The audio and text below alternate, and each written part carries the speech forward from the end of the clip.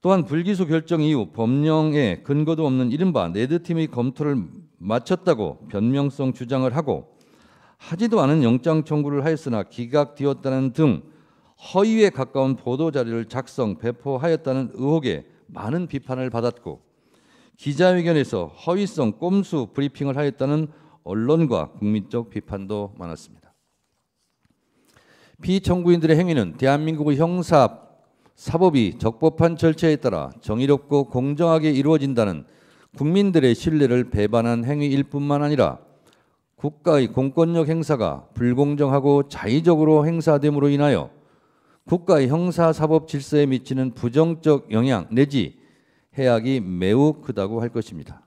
그러므로 피청구인들에게 보다 엄격한 법적, 윤리적 기준을 적용한 징계가 이루어져야 합니다.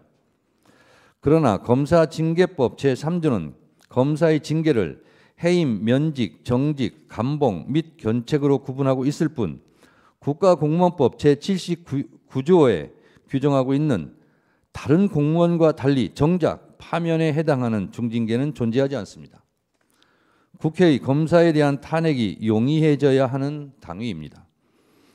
그런데 수사 권한이 없는 탄핵 소추 주체인 국회가 본건과 같은 사건에서 탄핵 소추를 함에 있어 명확한 탄핵 소추 사유를 적시하고 모든 증거를 제시하여 탄핵의 인용을 받아내는 것은 현실적으로 쉽지 않은 문제입니다.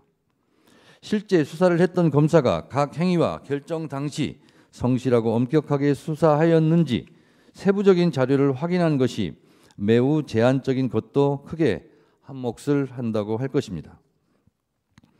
그러므로 국회는 언론에서 드러난 사실과 그에 대한 검사들의 해명에 대해 국민의 눈높이에서 국민의 뜻을 대변하여 검사들의 행위가 헌법과 법률에 저촉되었는지를 세밀히 판단하여 탄핵을 할 수밖에 없습니다. 그러므로 탄핵 소추 절차에 있어 헌법재판소의 직권주의는 수사기관이 아닌 입법부를 탄핵 소추 기관으로 하고 있는 탄핵제도 하에서 당연히 도출되는 결과입니다. 이러한 관점에서 본건에 있어서도 검찰이 보유하고 있는 이 사건 관련 각종 수사 기록을 빠짐없이 열람할 수 있도록 하는 것이 필요하고 또한 헌법재판소에서도 직권주의를 최대한 활용하여 사건을 직접 탐지하는 범위를 넓혀가 주실 것을 간곡하게 요청드립니다. 지금 재헌고된 고등검찰에 대한 수사 기록을 저희가 송부촉탁 신청서를 하였는데 그것이 잘 받아들여질 수 있도록 재판관님들께서 헤아려 주시기 바랍니다. 존경하는 헌법재판관님, 범죄를 수사하고 법을 집행하는 이른바 칼자루를 쥔 검사들이 아무리 현란한 말로 자신의 잘못을 가리려고 하더라도 국민들이 상식에 반하는 행동은 철저히 조사하여 그 잘못을 가리고 징계할 수 있어야 할 것이고 이것이 국민 주권주의에 부합하는 제도 운영입니다.